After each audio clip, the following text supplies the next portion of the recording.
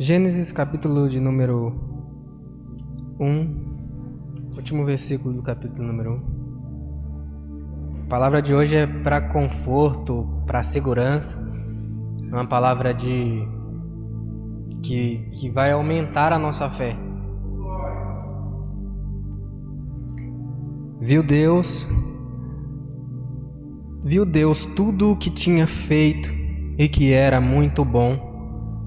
E houve tarde e manhã. Esse foi o sexto dia. A Bíblia está declarando de que tudo que Deus fez, Ele se agradou de todas as coisas que Ele fez.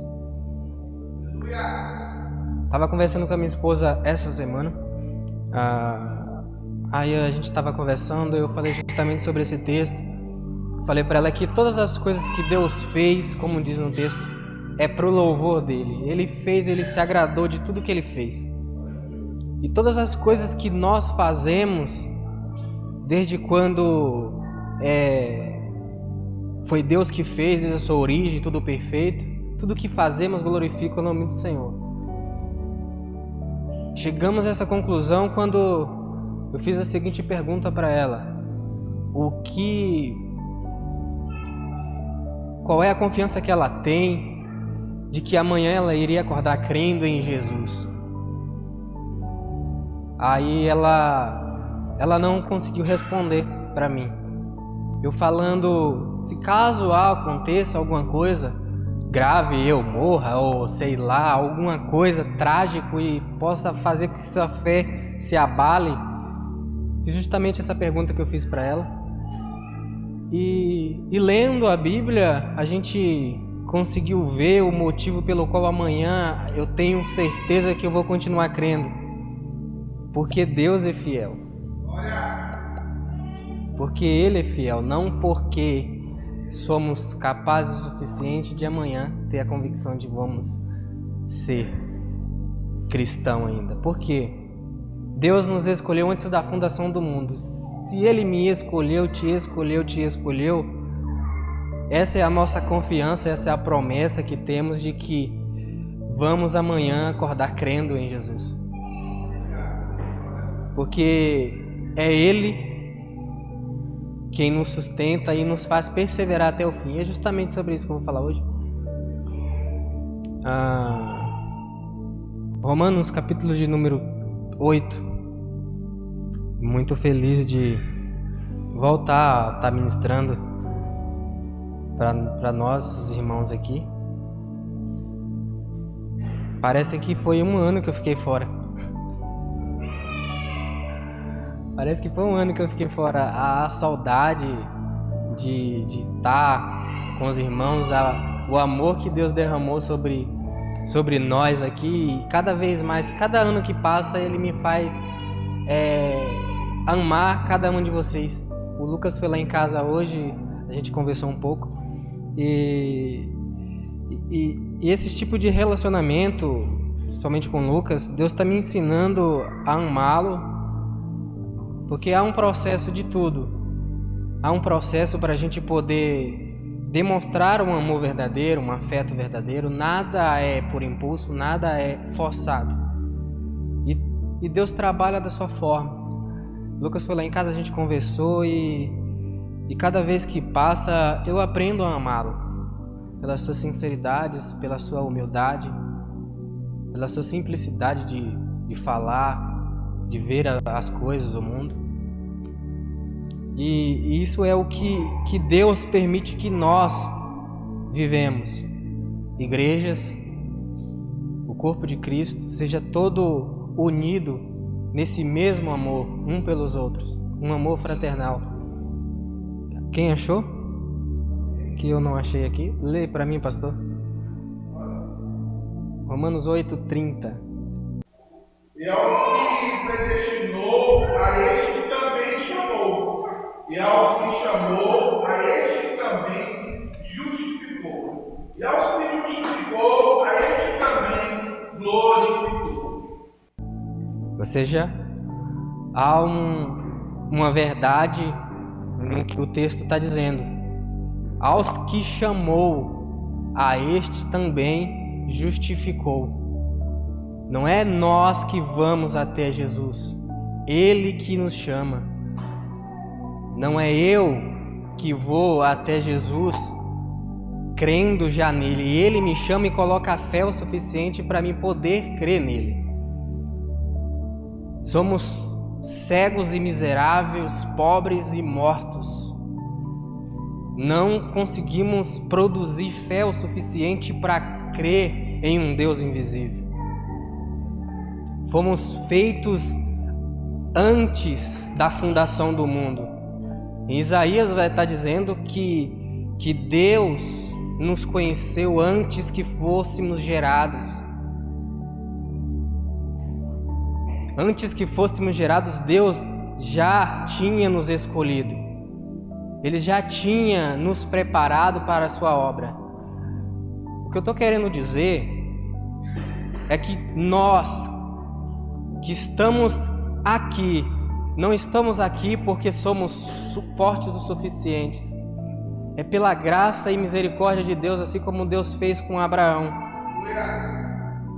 Há um processo. Abraão saiu da sua casa, ele creu, o partido creu, e passou-se... A carta aos Hebreus vai descrever muito bem que ele passa um tempo peregrinando sobre a terra. E ali vai imputar a fé que Abraão teve. Mas Abraão duvidou também da sua trajetória. Ele creu, começou pela promessa e no meio duvidou. E no final foi instituído a promessa que ele tinha, que ele recebeu. Ou seja, ao trabalho do Senhor no Evangelho, eu vejo muito Evangelho na vida de Abraão. Principalmente quando se trata de nós, pessoas individuais, cremos no Evangelho, aceitamos o Evangelho por Jesus e de repente vai surgindo as dificuldades, como a Andrea falou. O inimigo tentando fazer com que nós duvidéssemos da nossa fé. E Deus, pelo poder da sua graça, Ele nos fortalece, porque é Ele que nos dá força, com todas as pessoas. Por isso eu iniciei dizendo que essa palavra seria uma palavra de força, para a gente entender aonde estamos ligados, o que é em Deus. E voltando a Gênesis, que tudo que Deus fez foi bom. Deus, em Romanos, capítulo 11, ele vai dizer que tudo é para Ele e por Ele. Tudo foi feito, tudo para Ele. Não podemos enriquecer a Deus e, portanto, a sua glória resplandece mais intensamente não quando tentamos satisfazer as suas vontades, e sim quando somos mais satisfeitos nele, com a essência de sua nova necessidade. Ou seja, tudo que Deus fez foi bom, e cada coisa, cada sorriso dos seus filhos, cada toque, cada prazer, cada satisfação que temos que entender que se estamos em Jesus, estamos sendo satisfeitos nele, e tudo isso glorifica a Deus. Você tem como ler, pastor, para mim? Romanos, capítulo 11, versículo 36. Porque dele e por ele, e para ele são todas as coisas. Glória, pois, a ele eternamente. Amém. Amém. O que o texto está nos dizendo é que tudo é por Ele e para Ele são todas as coisas. O meu prazer que eu tenho com que tudo que Deus fez, que Ele disse que é bom, todas essas coisas são para Ele. Paulo vai dizer que se fizéssemos qualquer coisa sem fé, estaríamos pecando. Todas as coisas que fazemos sem a fé, isso é pecado, porque tudo é para Deus. A nossa felicidade, a nossa alegria, porque tudo isso são frutos do Espírito. E Por que eu comecei a falar de que tudo que Deus fez foi bom e perfeito? Porque o homem caiu. O homem, ele se afastou da graça, da plenitude de Deus. Pelo pecado, o homem caiu, ele abandonou todas as suas promessas que Deus tinha feito por ele. Mas aí João vai descrever que sobre Jesus, o Verbo se fez carne, o amor se fez carne. Ele se fez um de nós, o amor se fez um de nós. Deus, o soberano, aquele que é dado a toda a honra e toda a glória. Jesus, aquele que nos predestinou antes da fundação do mundo, aquele que disse para o Senhor, eis-me aqui, que disse para Deus, eis-me aqui, aquele que olhou para a terra e não viu que não existia nenhuma bondade em nós e decidiu ser um de nós, se sacrificou por nós. Tá dando para entender o raciocínio? O que eu estou querendo ilustrar é que Deus, ele fez algo tudo bom. O seu evangelho é a coisa mais perfeita que existe. Não existe nada mais perfeito do que o seu evangelho. E para isso precisamos entender as etapas de quando nós iniciamos na fé. É tudo maravilha, é tudo bom. E no meio,